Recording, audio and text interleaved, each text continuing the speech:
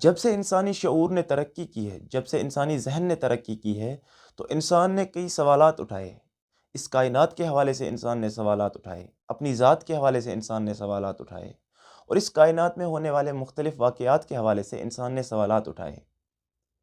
लेकिन वक्त गुज़रने के साथ साथ और इंसानी जहन की तरक्की के साथ साथ इंसान को कई सवालात के जवाबात मिल गए। लेकिन कई सवालात ऐसे हैं जिनके जवाबात आज तक इंसानी जहन को नहीं मिले। और उन्हीं सवालात में से एक सवाल ऐसा भी है जिस पर आज तक दुनिया में बहसें हो रही है, जिस पर आज तक दुनिया में डिबेट्स हो रही है। और इस सवाल की वजह से दुनिया के इंसान दो हिस्सों में तकसीम हो गए। इंसानों का एक हिस्सा वो है जो कहता है हम मानते हैं, और दूसरा हिस्सा वो है जो कहता है हम नहीं मानते। और वो सवाल है कि क्या खुदा मौजूद है? Does God exist? तो आज हम इसी सवाल पर दुनिया के एक ऐसे फ़लसफ़ी, एक ऐसे बड़े फ़लसफ़ी जिनको the father of modern philosophy भी कहा जाता है, जिनको द फादर ऑफ रैशनलिज़्म भी कहा जाता है, उनकी राय जानेंगे, उनके नज़रियात जानेंगे कि इस सवाल के हवाले से उनके नज़रियात क्या है। और वो फ़लसफ़ी है रेने डिकार्ट्स।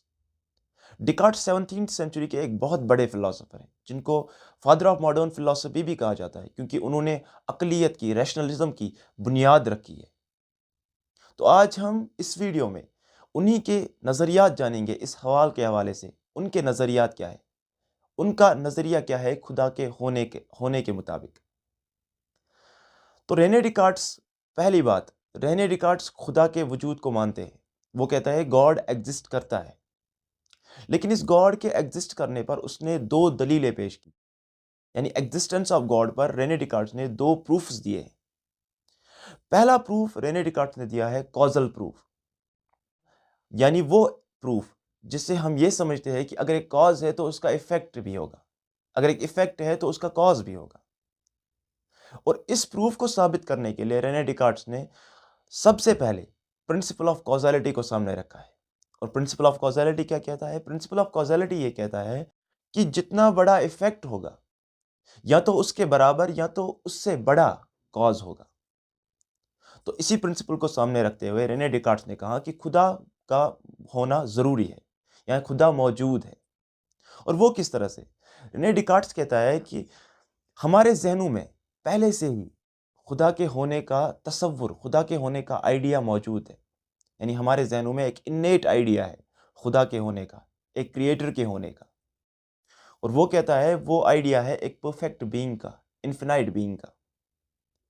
तो इसी प्रिंसिपल ऑफ कॉज़ैलिटी को सामने रखते हुए रेने डिकार्ट्स कहता है कि ये आइडिया जो है ये एक इफेक्ट है, और इस इफेक्ट को डालने वाला, इस इफेक्ट का जो कॉज है, हमारे जहनों में इस इफेक्ट को डालने वाला या तो इतना ही होना चाहिए या तो इससे बड़ा होना चाहिए। और वो इस पर कहता है कि इसका मतलब है कि जो हमारे जहनों में ये आइडिया है एक परफेक्ट बीइंग के होने का, एक खुदा के होने का, एक क्रिएटर के होने का, तो इसका मतलब ये है कि इस इफेक्ट को, इस आइडिया को हमारे जहनों में डालने वाला भी इतना ही बड़ा कोई है। तो इसका मतलब है खुदा मौजूद है, इसका मतलब है एक परफेक्ट बीइंग मौजूद है, जिसने हमारे जहनों में एक इन्फिनाइट परफेक्ट बीइंग और एक एक्सटर्नल बीइंग का आइडिया डाला है। वो कहता है कि अगर कोई ये कहे कि ये आइडिया हमारे जहनों में खुद से आया है, ये आइडिया हमने खुद बनाया है, तो वो कहता है ऐसा मुमकिन नहीं है, क्योंकि हम खुद फाइनाइट है, हमें मालूम है कि हम फाइनाइट है, हम महदूद है। तो एक महदूद चीज़, एक महदूद वजूद, एक इन्फिनाइट लामहदूद वजूद का तसव्वुर कैसे ला सकता है? ये तो प्रिंसिपल ऑफ कॉज़ैलिटी के खिलाफ है। तो इसी बिना पर वो कहता है कि इसका मतलब ये है कि मेरे जहन में जो ये आइडिया है एक परफेक्ट बीइंग का, इसका मतलब है कि ये आइडिया मेरे जहन में डालने वाला वाकई एक परफेक्ट बीइंग है, एक इन्फिनाइट बीइंग है, एक एक्सटर्नल बीइंग, इटर्नल बीइंग है। उसी ने मेरे जहन में ये आइडिया डाला है, ये इन्फिनाइट बीइंग का आइडिया डाला है, क्योंकि ये प्रिंसिपल ऑफ कॉज़ैलिटी से साबित होता है। और इसी तरह उसने दूसरी दलील, और इसके बाद उसने एक दूसरी दलील भी दी। उसने दूसरा प्रूफ जो दिया वो है ऑन्टोलॉजिकल प्रूफ का, वजूदी प्रूफ, यानी वजूदी सबूत जो उसने दिया है। डिकार्ट्स कहता है कि देखो, जब हम एक ट्रायंगल की डेफिनेशन जानने की कोशिश करते हैं, जब हम एक ट्रायंगल को समझते हैं, तो हमारे जहन में इस ट्रायंगल की डेफिनेशन जो है वो ये है कि ट्रायंगल के तीन एंगल्स है। और इन तीनों एंगल्स का सम जो है वो दो राइट एंगल्स के बराबर है। यानी एक ट्रायंगल से हम ये डेफिनेशन लेते हैं कि इसके तीनों एंगल्स का सम दो राइट एंगल्स के बराबर है। तो वो कहता है, इसी प्रिंसिपल को सामने रखते हुए जब हम एक परफेक्ट बीइंग का कंसेप्ट लेते हैं, जब हम एक परफेक्ट बीइंग का आइडिया लेते हैं, तो इसका मतलब है इस आइडिया में ही, इस परफेक्ट बीइंग के आइडिया में ही उसकी एग्जिस्टेंस छुपी हुई है।